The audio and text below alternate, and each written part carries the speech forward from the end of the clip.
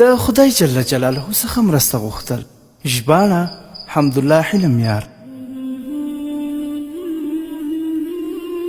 وای دوه په سترګو ړانده سوالګر وو.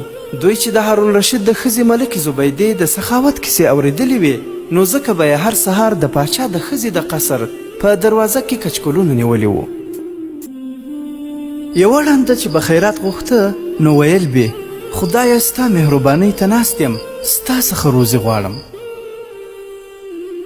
او دوهم به ویل خدایه د باچا مېرمنه راباندې مهربانه کړې. کله به چې ملکه زبیده تېرېده او د دواړو خبرې به یې اورېدې، نو هغه ته چې د الله تعالی مهرباني یې غوښته 2 دیناره ورکول، او هغه ته چې د دې باچا د مېرمنې مهرباني یې غوښته 1 سورکړی چرګ او د چرګ په نس کې یې 10 دیناره ورکول.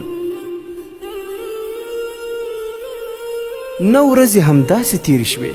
10مه ورځ د عادت خلاف یو سوالګر ناست او ملګری یې نه و. ملکې هغه سوالګر ته وویل چې آیا نور بس نه دی؟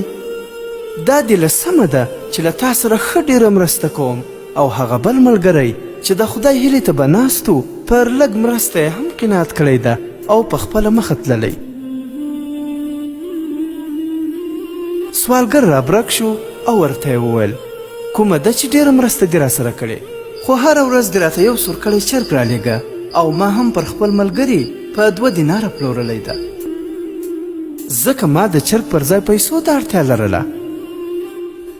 ملکه مسکی شوه او ورته یې وویل ساده انسانه، ما د هغه سورکړي چرګ په منځ کې 10 دیناره هم درته رالیږل او تا ساده به په 2 دیناره پلورل.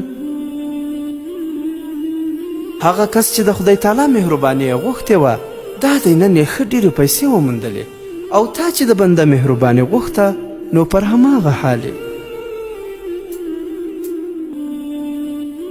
پند: له انسان څخه د هیڅ شي تمه مه کوئ. د هر شي غوښتنه او تمه له الله جل جلاله څخه وکړئ، ځکه چې الله جل جلاله ډېر مهربان دی، د بنده غوښتنه پوره کوي او انسان هیڅ شی هم نشي کولی.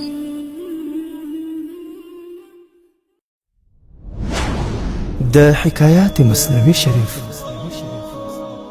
فیسبوک پاڼې لخوا وړاندې کیږي.